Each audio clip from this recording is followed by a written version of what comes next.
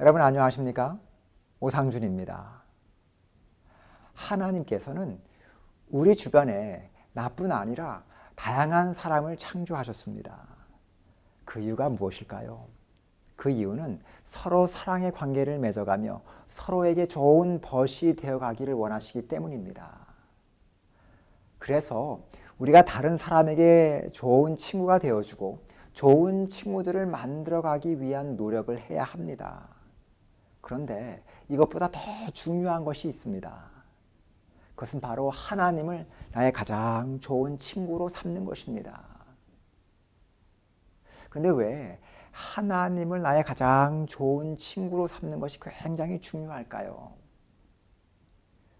첫 번째 그 이유는 사람의 한계 때문에 그렇습니다. 우리는 살아가면서 믿었던 사람이나 친구에게 실망한 때가 얼마나 많은지 모릅니다. 그런데 하나님은 절대 우리를 실망시키지 않으신다는 것입니다. 두 번째는 하나님과 친구의 관계를 맺어보고 참 친구의 모습을 배운 사람들만이 다른 사람들과 진정한 친구의 관계를 맺을 수 있기 때문입니다.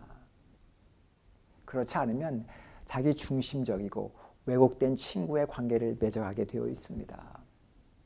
그런데 무엇보다 가장 중요한 이유는 바로 하나님과의 구원의 관계에 있어서 가장 중요하기 때문에 그렇습니다.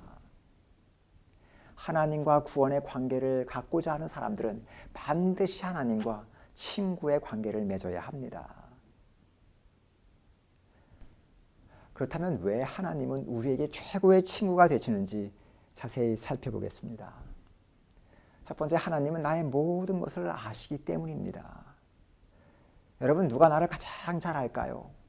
예를 들어서 어떤 기계가 어떤 기술자에 의해 고안되고 만들어졌다고 생각해 보시기 바랍니다. 그렇다면 이 기계를 가장 잘 아는 사람이 누구일까요? 바로 그 기계를 고안하고 만든 기술자일 것입니다. 여러분, 하나님께서 나를 계획하시고 만드셨습니다. 그것이 무엇을 의미할까요? 나를 만드신 하나님께서는 나를 가장 잘 아신다는 것입니다. 그 하나님은 나의 장점뿐 아니라 단점도 다 아십니다. 나의 모든 것을 아십니다. 다윗은 이것을 시편 139편 1절로 4절에서 이렇게 적고 있습니다. 여호와여, 주께서 나를 감찰하시고 아셨나이다. 주께서 나의 앉고 일어섬을 아시며 멀리서도 나의 생각을 통촉하시오며 나의 길과 눕는 것을 감찰하시며 나의 모든 행위를 익히 아시오니. 4절입니다. 여호와여, 내 혀의 말을 알지 못하시는 것이 하나도 없으시니이다.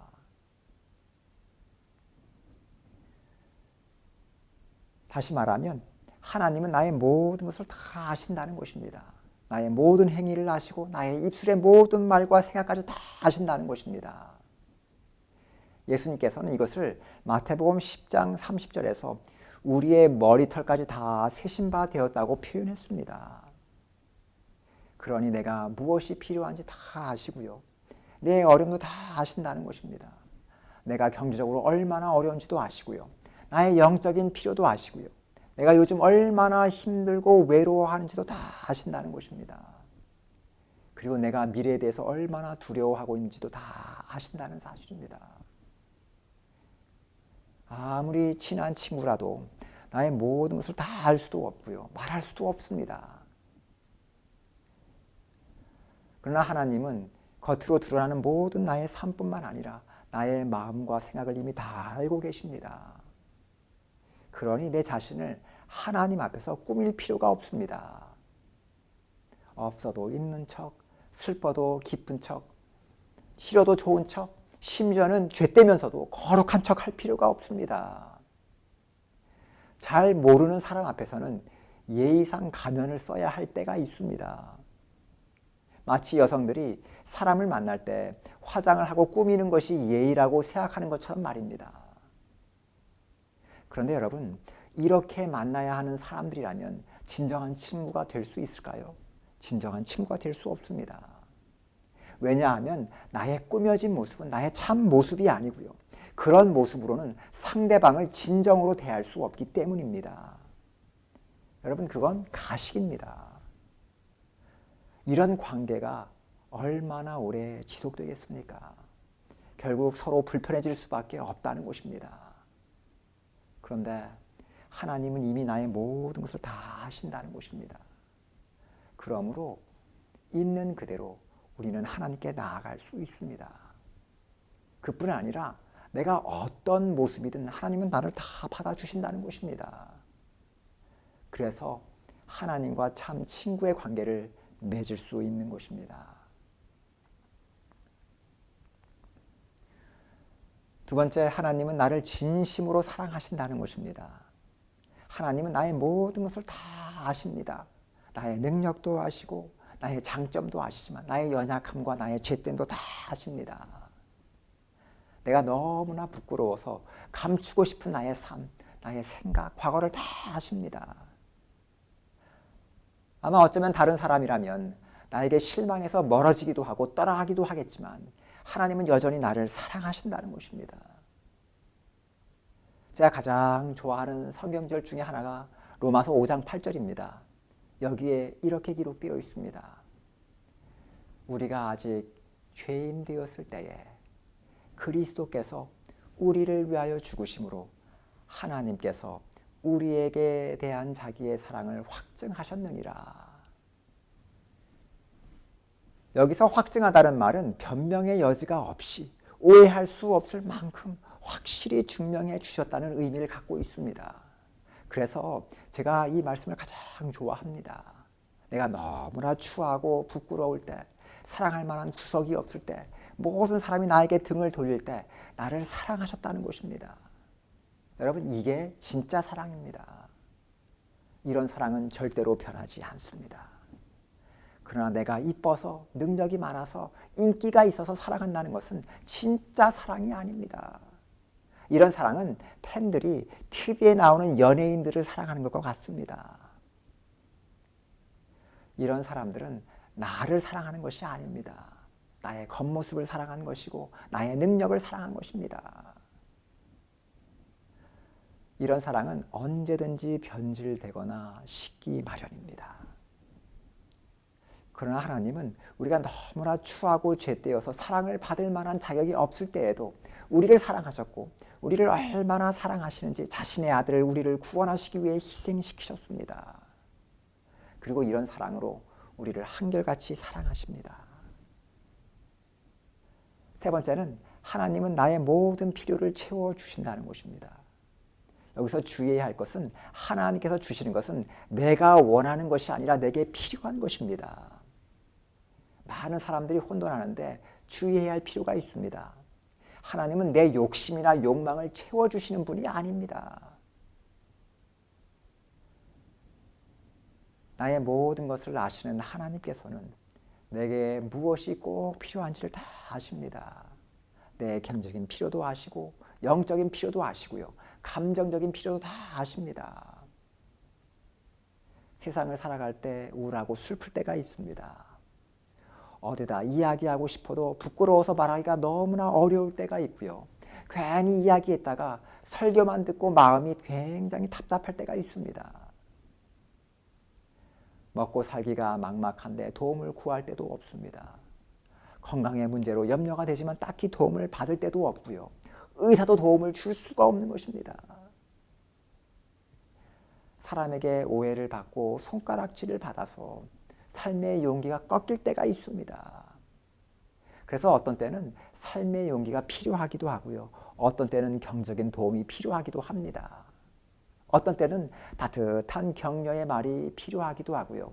어떤 때는 누군가 내 이야기를 들어줄 수 있는 귀가 필요하기도 합니다. 어떤 때는 심지어 기적이 필요할 때가 있습니다. 그런데 우리의 친구는 내 필요를 다 채워줄 수가 없을 때가 너무나 많습니다. 그 이유는 우리를 다 이해하지도 못하고 또 나의 필요를 다 채워줄 수 있는 능력도 없습니다. 왜냐하면 사람이기 때문입니다. 욥의 친구들을 생각해 보시기 바랍니다. 욥이 큰 재앙으로 자녀들과 재산과 건강마저 다 잃었습니다. 그리고 사랑하고 믿었던 아내마저도 떠나가 버렸습니다. 이 소식을 듣고 그의 절친한 친구 세 사람이 멀리서 그를 찾아왔습니다. 모든 것을 잃고 형편없는 옷차림은 물론이거니와 종기로 비참해진 그의 몰골을 보고 그들은 기가 막혀서 아무 말도 하지 못하고 한참을 그와 함께 울었습니다. 여러분, 얼마나 좋은 친구들입니까? 그런데 그들이 욥에게 위로를 주었을까요? 아닙니다. 그들이 욥을 위로하려고 한 말이 오히려 욥으로 분노하게 했고요. 더 깊은 상처를 남겼습니다. 욥이 너무나 답답한 나머지 친구들에게 이렇게 분노합니다. 욥기 6장 24절부터 26절입니다. 내게 가르쳐서 나의 허물된 것을 깨닫게 하라. 내가 잠잠하리라. 옳은 말은 어찌 그리 고통스러운고 너희의 책망은 무엇을 책망함이뇨. 너희가 남의 말을 꾸짖을 생각을 하나 실망한 자의 말은 바람에 날아가느니라. 여러분, 친구들이 한 말을 가만히 들어보면 그들이 틀린 말을 한 것도 아니고 나쁜 말을 한 것도 아니었습니다. 그러나 무엇이 문제였습니까? 욥의 사정을 잘 이해하지 못했고 그가 정말 무엇이 필요한지 알지 못했다는 것입니다. 이렇게 사람은 우리의 진정한 위로나 필요를 채워주지 못합니다. 그러나 하나님은 내 모든 필요를 채워주실 수 있습니다. 그것이 가능한 이유는 하나님은 나를 사랑하시고 나의 모든 필요를 아실 뿐 아니라 전능하시기 때문입니다.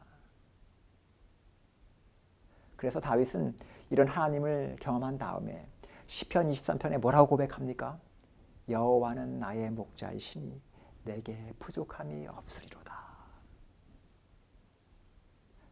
다윗은 하나님과 동행하면서 그분은 내가 무엇이 필요한지를 아시며 그것을 다 채워주신다는 사실을 경험했기 때문이었습니다. 네 번째, 하나님은 나를 항상 가장 선한 곳으로 인도하신다는 것입니다. 때때로 우리는 내가 어디로 가고 있는지, 어디에 서 있는지 알지 못해서 답답할 때가 참 많습니다. 그런데 하나님은 나를 사랑하시고 모든 것을 아십니다. 나의 모든 것을 다 아세요. 그리고 세상의 모든 것을 다 아시고요. 나의 과거와 현재와 미래를 아십니다. 그렇기 때문에 나에게 있어 가장 좋은 길이 어떤 길인지를 아십니다. 내가 하나님을 나의 친구로 삼기만 한다면 나를 사랑하시는 하나님께서는 나를 가장 좋은 길로 인도하실 것입니다. 하나님께서 나의 친구가 되시고 나를 인도하신다면 나는 아무것도 걱정하거나 근심할 필요가 없습니다. 물론 때때로 우리가 어둡고 힘든 길을 걸을 수 있습니다. 다윗은 시편 23편 4절에서 그 길을 사망의 음침한 길이라고 표현했습니다. 내가 하나님과 동행한다고 해서 늘 평탄하고 좋은 길만을 걸을 수 없습니다. 하나님께서 내가 나와 동행한다면 늘 꽃길만 걷게 해줄게, 평탄하고 좋은 길만 걷도록 해줄게 라고 약속하지 않으셨습니다. 그렇다 할지라도 하나님이 인도하시는 길이라면 마음이 편안합니다. 왜냐하면 그 길이 나에게 가장 좋은 길이요, 결국 그 길은 나를 가장 좋은 곳으로 안전하게 도착하게 해줄 것이기 때문입니다. 왜냐하면 하나님께서는 자기의 이름을 위하여 나를 의의 길로 인도하시기 때문입니다. 이스라엘의 지도를 보면 중심선상에 호수 두 개가 위아래로 위치해 있습니다. 갈릴리 호수와 사해입니다. 이 두 호수가 너무나 커서 바다라고 부르기도 합니다. 그리고 이 두 호수는 요단강으로 연결되어 하나로 이어집니다. 이 요단강은 이스라엘의 하나뿐인 젖줄입니다. 그런데 그 강에 물고기가 사는데 갈 수 있는 길은 딱 두 곳뿐입니다. 하나는 그냥 물길을 따라 남쪽으로 내려가서 사해 바다로 가는 길입니다. 그런데 이 길은 참 쉽습니다. 가만히 있어도 그냥 흘러갑니다. 그리고 그 끝에는 사해, 즉 죽음의 바다가 기다리고 있습니다. 또 다른 길은 북쪽으로 올라가서 갈릴리 바다 또는 갈릴리 호수에 이르는 길입니다. 하지만 이 길은 쉽지 않습니다. 물길을 거슬러 올라가야 하기 때문입니다.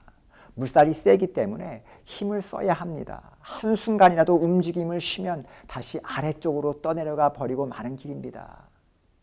그러나 힘들지만 그 끝에는 넓고 시원한 바다, 생명의 넓은 호수가 기다리고 있습니다. 아무리 힘들고 어려워도 물을 역류해서 올라가는 물고기는 살 수 있어도 몸을 움직이지 않고 쉽고 편안하게 지내려고 하는 물고기는 사해로 떠내려가서 죽을 수밖에 없는 것입니다.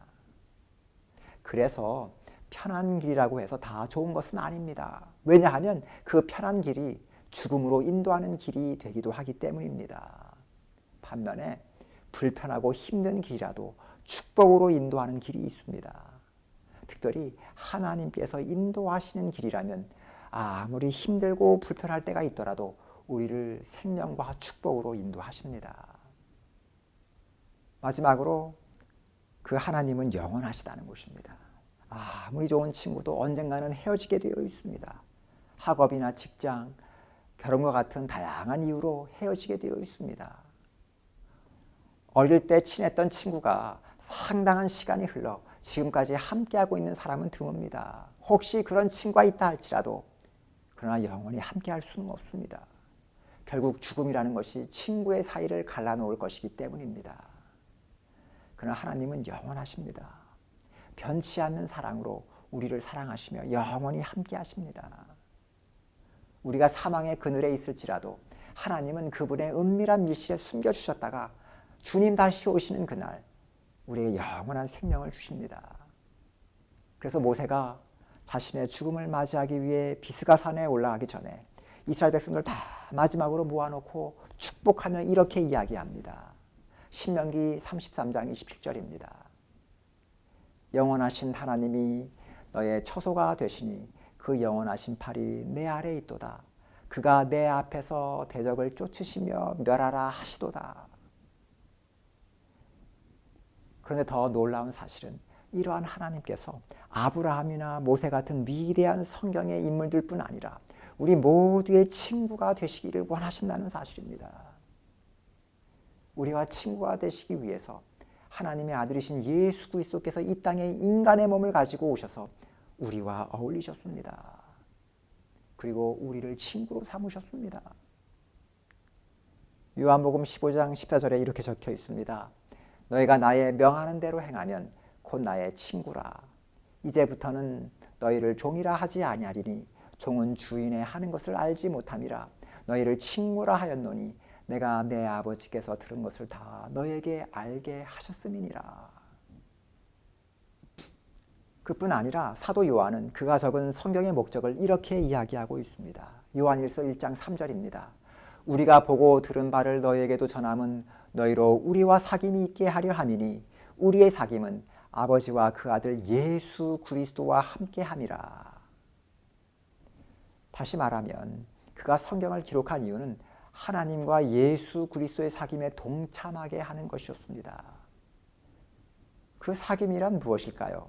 헬라어로 코이노이아라는 단어를 사용했는데 여기에는 다양한 의미가 있어서 이 단어를 한국말의 한 단어로 표현하기가 어렵습니다. 그러나 그 단어를 해석하자면 사랑과 신뢰로 이루어진 끈끈한 관계인 것입니다. 원래는 상업 용어로 쓰여졌다고 합니다.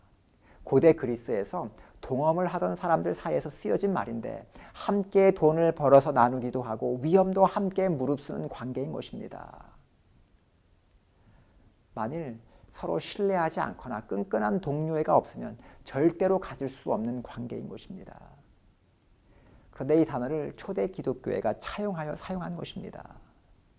하나님께서는 우리와 이런 친구의 관계를 맺기를 원하신다는 것입니다. 그래서 사도 요한뿐 아니라 주님께서 우리로 하여금 주님의 친구가 되도록 초청하시는 것입니다. 계시록 3장 20절에 예수님께서 이렇게 말씀하고 계십니다.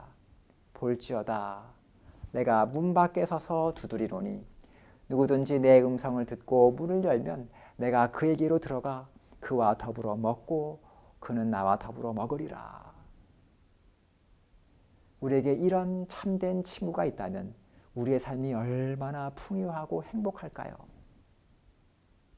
그런데 하나님께서는 우리와 친구가 되기를 원하신다는 사실입니다. 세상에서 좋은 친구를 만나면 평생이 행복할 것입니다. 그러나 주님이 나와 친구가 되신다면 영원히 행복할 것입니다. 그래서 영원한 생명, 영원한 행복을 얻고자 하는 사람은 하나님을 자신의 친구로 삼아야 한다는 것입니다. 왜냐하면 하나님께서 영원히 하늘나라로 데려갈 사람은 어떤 사람일까요? 하나님의 친구이기 때문입니다.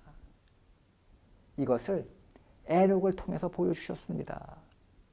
창세기 5장 21절로 24절에 이렇게 적고 있습니다. 에녹은 65세에 무드셀라를 낳았고 무드셀라를 낳은 후 300년을 하나님과 동행하며 자녀들을 낳았으며 그는 365세를 살았더라. 에녹이 하나님과 동행하더니 하나님이 그를 데려가심으로 세상에 있지 아니하였더라. 어떤 분이 이 에녹의 이야기를 이렇게 풀어서 설명했습니다. 에녹은 65세에 무드셀라를 낳은 후에 하나님의 사랑을 깊이 깨달았다는 것입니다. 그리고 하나님과 매일 동행하는 삶을 살았습니다. 여기서 동행이란 하나님과 가까운 친구와 같은 관계 속에서 늘 함께 했다는 말입니다. 이렇게 매일 이른 아침 하나님과 걸으며 재미있는 대화를 나누다가 저녁이 되어 다시 어두운 세상으로 돌아갈 때면 너무나 아쉬워했다는 것입니다. 정말 주님과 영원히 함께 있고 싶은데. 이렇게 에녹은 오랜 세월 동안 하나님과 동행하는 삶을 살았습니다. 이런 삶을 산 지 거의 300년이 다 되어가던 어느 날 주님과 재미있는 대화를 하는 나머지 집으로 돌아가는 것도 잊어버리고 오래오래 주님과 동행했다는 것입니다. 그리고 문득 집이 생각나서 뒤를 돌아보니 자신의 집에서 너무 멀리 와 버렸다는 것입니다. 그때 주님께서 에녹에게 이렇게 말씀하셨다고 합니다. 너의 집에서 너무나 멀리 와 버렸구나. 그냥 가까운 내 집으로 가자. 이렇게 해서 에녹은 하늘나라로 가게 되었다는 것입니다. 하나님께서는 이렇게 영원히 함께 하시고 싶은 사람들을 하늘로 데리고 가십니다. 영원한 생명을 누리고 싶은 사람은 하나님을 자신의 친구로 삼아야 합니다. 오늘 시간이 다 되어서 여러분들께 말씀드리고 싶은 것은 이것입니다. 예수님께 더 가까이 나가고 그분을 우리의 참된 친구로 삼으시게 되기를 바랍니다. 특별히 친구가 없어 외롭거나 사람에게 어려움을 당해서 사람을 믿고 사귀기가 어려운 분들이 계신다면 주님을 여러분의 친구로 삼으시게 되길 바랍니다. 하나님께서 여러분의 참된 친구가 되어주시고 마음에 만족을 주실 것입니다. 혹시 우리 중에 우울하고 불행한 삶을 살고 있는 분이 계십니까? 그렇다면 주님을 여러분의 친구로 삼으시게 되길 바랍니다. 그러면 우리로 하여금 진심으로 행복하고 기쁨이 넘치는 삶을 주실 것입니다. 혹시 인생의 목표를 잃어버리고 실망과 혼란에 빠져 계시는 분들 계십니까? 주님을 여러분의 친구로 삼으시게 되길 바랍니다. 그 주님께서는 우리를 가장 안전하고 가장 좋은 길로 인도하실 것입니다. 혹시 남모를 고통과 아픔을 갖고 혼자 눈물을 흘리고 계시는 분 계십니까? 하나님을 친구로 삼으시게 되길 바랍니다. 그러면 하나님은 나의 아픔과 고통을 진심으로 이해하실 뿐 아니라 나를 위로하시고 모든 필요를 채워주십니다. 혹시 구원의 확신이 없어서 두려움을 느끼며 사시는 분 계십니까? 영원한 생명을 누리기를 원하십니까? 주님을 친구로 삼으시게 되길 바랍니다. 나를 구원하시기 위해 생명까지 버리신 주님께서 나를 영원한 하늘나라로 인도하실 것입니다. 주님을 자신의 참된 친구로 삼는 사람은 결코 실망하지 않을 것입니다. 또한 인생의 참된 기쁨과 보람을 누리는 삶을 살아가게 될 것입니다. 그뿐 아니라 하나님께서 우리를 영원한 하늘나라로 인도하시고 영원한 기쁨과 행복을 누리게 해 주실 것입니다. 저는 우리 모두가 이러한 놀라운 축복을 누리게 되기를 간절히 바랍니다. 다 같이 기도하시겠습니다. 거룩하신 하나님, 우리를 하나님의 자녀뿐 아니라 친구로 삼아주심을 인하여 감사합니다. 우리와 늘 함께 하시고 우리를 바른 길로 인도하시고 우리를 영원한 축복과 평안으로 인도하여 주시기를 기도합니다. 그리고 우리로 하여금 주변의 이웃들에게 좋은 친구가 되게 하시고 하나님의 선하심과 은혜를 나누게 하시고 그리고 우리에게 영원한 축복과 평안을 주시는 참 친구 되시는 주님께 인도하는 우리가 되게 하여 주시옵소서. 다음 한 주간도 하나님의 평안과 축복으로 인도하여 주시옵소서. 예수 그리스도의 이름으로 간절히 기도드리옵나이다. 아멘.